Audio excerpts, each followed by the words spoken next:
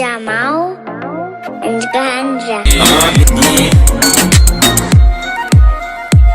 Сәлем құрметті тыңдармандар, бүгін не әңгіме подкаст жобасының кезекті шығарылымы. Бұл кітапханамыздың YouTube арнасына шығатын арнайы подкаст жобасы. Әртүрлі саланың мамандарына сұрақ қойып, олардың ойымен, тәжірибесімен бөлісеміз. Бүгін сіздерді тағы да бір әсерлі, мазмұнды сұхбат күтіп тұр. Бүгінгі қонағымыз аудандық ішкі саясат және тілдерді дамыту бөлімінің маманы, тіл жанашыры Гүлнар Қуанышбайқызы. Гүлнар ханым, подкастымызға қош келдіңіз. Сәлеметсіздер ме? Сәлеметсіздер ме?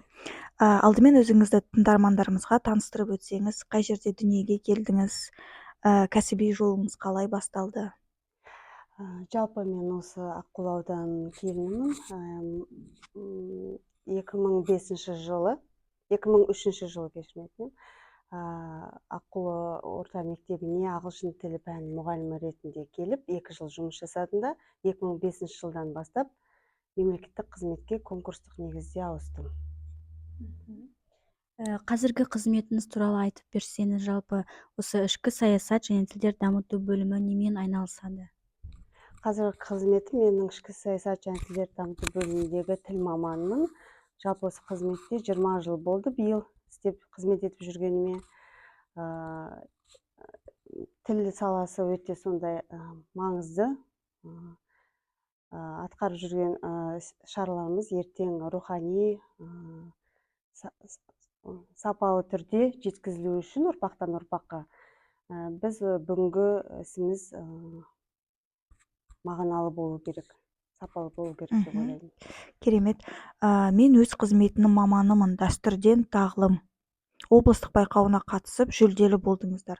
Сол шара жөнінде айта кетсеңіз. Біз конкурсқа қатысып келдік ауданнан. Аудан намысын қорғап, 6 мемлекеттік қызметші қатысып. Бұл жерде мемлекеттік сала қызметкерлерінің өзінің қызметінен де басқа қырларынан көрінді. Бұл жерде дәстүрден көрініс көрсеттік, сұрақтарға жауап бердік, және жүлделі 2-ші орынға ие болып келдік. Құттықтаймыз, бұл біздің ауданымыз үшін өте керемет марапат. Жалпы тілдің дамуы үшін қазіргі таңда ауданда қандай жобалар, бастамалар іске асырылуда?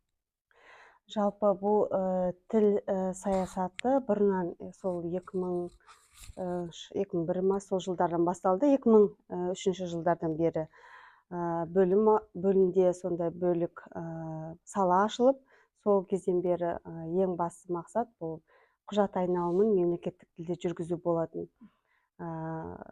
Мемлекеттік тілде рәсімдеу және көрнекі ақпараттардың мемлекеттік тілдегі сапасы және тіл туралы заң бар ғой, өзіміздің 1997 жылы құрылған. Сол заңның қолдану аясын кеңейту және сақтау, сол бағытта біздің қызмет ең бастысы. Жалпы осы мемлекеттік басқару құрылымындағы маңызды бөлімшелердің бірі ол біздің ішкі саясат және тілдерді дамыту бөлімі. Оның негізгі қызметі қоғамдағы саяси тұрақтылықты сақтау. Қоғамда бізде әртүрлі бағыттағы ағымдар бар, діни және азаматтық қоғаммен жұмыс және ақпараттық сала, мысалы қазірдің әлеуметтік желі дамығалы бері оның жағымды тұсы да бар, жағымсыз тұсы да бар. Кез келген уақытта сондай саяси ахуал басқа жағынан көрініс беруі мүмкін. Сол жағын анықтап, зерделеп, дұрыс ақпарат беру біздің осы бөлімнің жұмыс қызметтерінің бірі, және рәміздерді қорғау. Және осы мына билік пен жастардың арасында да байланыс орнату, үкіметтік емес ұйымдармен де біз тығыз қарым-қатынаста жұмыс жасаймыз. Жақсы. Қазақ тілінің қазіргі жағдайына көңіліңіз тола ма? Қандай түйткілер бар деп ойлайсыз? Жалпы салыстырмалы түрде алатын болса, қазақ тілінің қазіргі жағдайы жақсы деп, едәуір жақсарды деп айтуға болады. Жалпы егер біздің мемлекетте 130-дан астам ұлт өкілі тұратынын ескеретін болсақ, олардың тілдерін қолдануға да мүмкіндік, мәдениеттерін қолдануға да мүмкіндік жасалған. Және де оларға мемлекеттік тілді үйренуге арналған тегін курстар ұйымдастырылады біздің бөлімде. ол курстарды онлайн түрде де офлайн түрде де оқуға болады. Егер қызығушылық танытып бізге сұраныспен келетін болса, біз ол кісілерді офлайнда онлайнда оқытуға мүмкіндік ұсына аламыз. Жалпы жастар ғой қазір қоғамның көшбасшылары. Олардың мемлекеттік тілге және оны қолдануға деген бетбұрыстары өте жақсы қарқынды дамып келеді деп мен сенімді түрде айта аламын.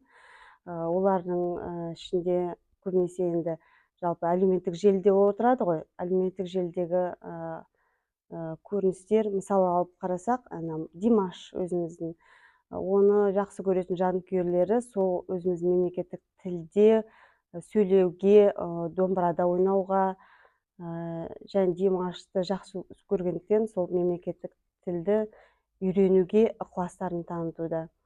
Ал жастар жағын айтатын болсақ,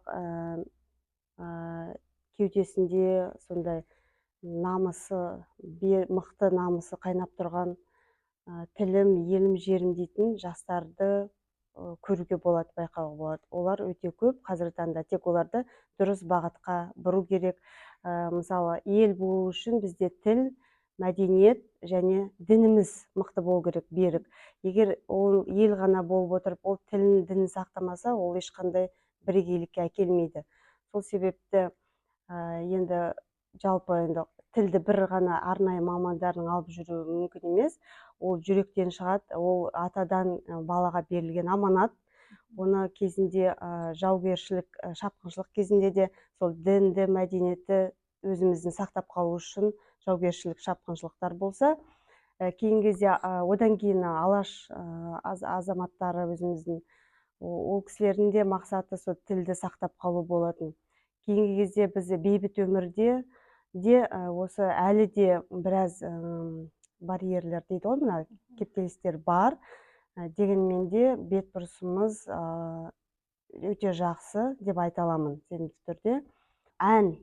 Осыдан бір 10 жыл бұрын дейікші, біз өзге мысалы тілдегі әндерді тыңдасақ, сол тілдерді биде сахнаға алып шығатын болсақ, соңғы кездері біз тек қана өзіміздің ұлттық нақыштағы билер, әуелі мына киімдер, ұлттық нақыштағы, оның бәрі қазір кең қолданыста. Әндерді жақсы кең қолданыста. Біз ғана емес, басқа елдерде сүйіп тыңдауда. Соның өзін қарап отырса, салыстырмалы түрде біз өз тілімізді, мәдениетімізді жақсы қолданыста алып жүрміз деп айта аламын. Дұрыс, өте керемет. Көп байқағанымыз, қазір әлеуметтік желілерде бір кейбір эксперименттер болады, тілге қатысты, жаңағындай ұлттық нақышқа, мысалға рәміздерге қатысты. Жалпы сондай эксперименттерге мысалға ойыңыз өзіңіздің қалай? Өте жақсы қазір эксперименттер. Мен де әлеуметтік желіде қарап отырамын.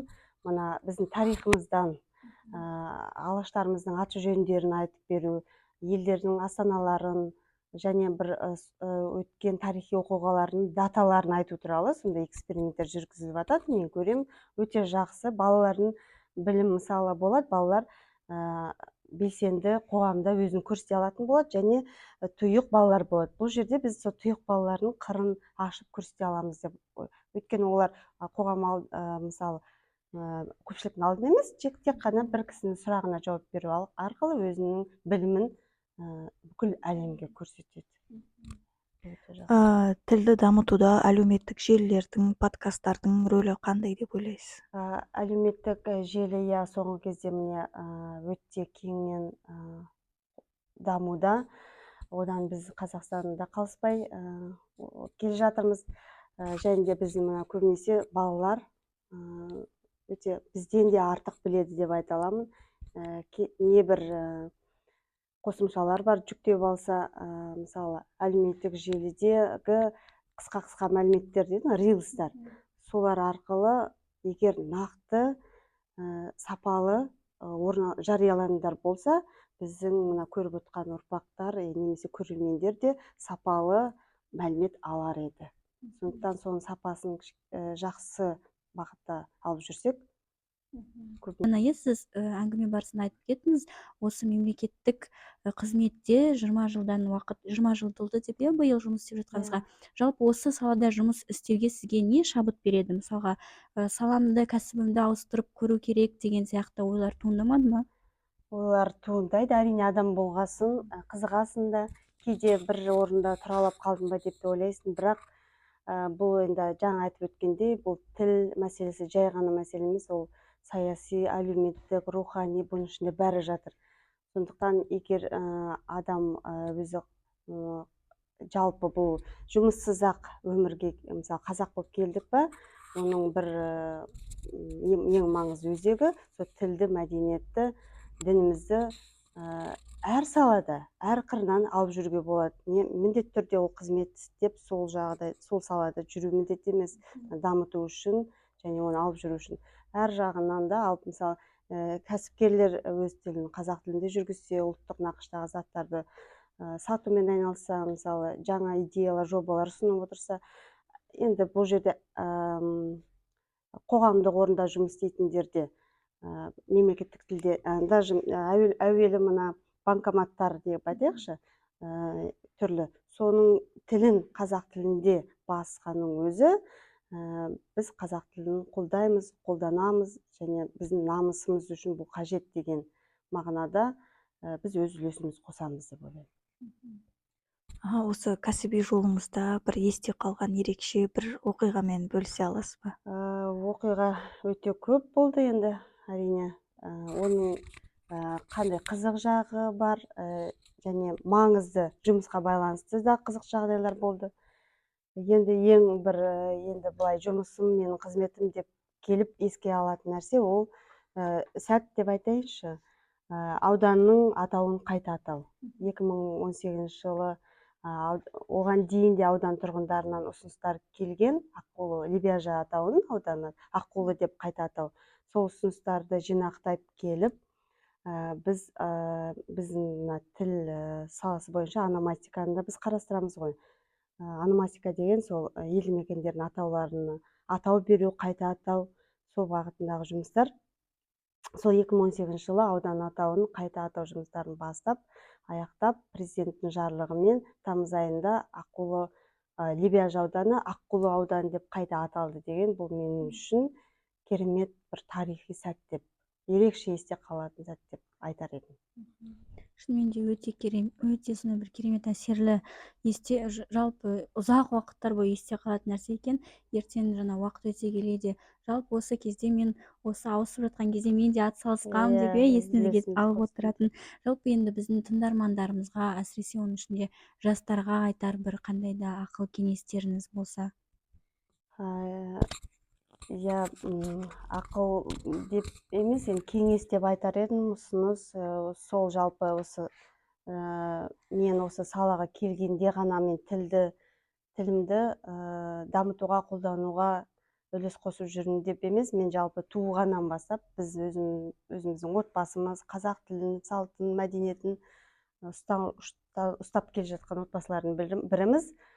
Және де мен туған тілім, ортам бәрі қазақша болғандықтан мен оны сырттайда дамытып келе жатқан адамдардың бірімін. Және балаларға, жастарға айтарым, бұл бізде өте маңызды. Жастық шақпен мүмкін түсінбеу мүмкін, кейін есейе келе бұл тіл саясатының өте маңызды екенін түсінетін болады. Сондықтан қазірден бастап, әрлі жас кезінен бастап, тілдің дамуына, оның қолдануына, таралуына өз үлестерін қосуға, атсалысуға шақырамын. Тіл бұл бір ғана бір қызмет саласының жұмысы емес, бұл бүкіл ел, бүкіл аға, іні, ұрпақтардың түгелінің бірлескен, көтерген жалауы деп айтуға болады. Егер сол жұмыла көтерген жүк жұмыла көтерілсе, бұл жүкті алып жүру жеңіл болады. Гүлнар Қуанышбайқызы, бүгінгі сұхбатыңыз үшін зор алғысымызды білдіреміз. Тілдің дамуына қосқан үлесіңіз, жастармен жүргізіліп жатқан жұмыстарыңыз үлкен мақтауға лайық.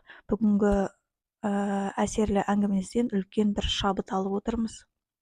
Шынымен де шақыртуымызды қабыл алып келгеніңіз үшін сізге алғысымызды білдіреміз. Негізі шынымен де тіл мәселесі ол әрдайым актуалды болатын тақырып қой. Өйткені шынымен де егер де бір адам ғана өзінің тілін біліп, бірақ та ол сол жаңағы тілмен өзінің ішінде ғана сақтап қалатын болса, онда ол тіл ары қарай дамымайды. Өйткені тіл даму үшін, тіл жойылмау үшін әрдайым адамдар сол тілде жаңағыдай араласып тұру керек, сөйлесіп тұру керек деген ғой. Жалпы енді құрметті тыңдармандар, бүгінгі подкастымыз сіздерге пайдалы да қызықты болды деген сенімдеміз. Не әңгіме подкаст жобасының кезекті шығарылымдарында да өз ісінің мамандары келіп, ол кісілердің де жаңағындай өмірі жайлы, жұмысы жайлы сыр шертетін боламыз. Бізбен бірге болыңыздар. Тілді сүйіп, ұлтты құрметтейік. Тілге деген құрмет ол ең біріншіден біздің өзімізге деген құрмет деп санайық.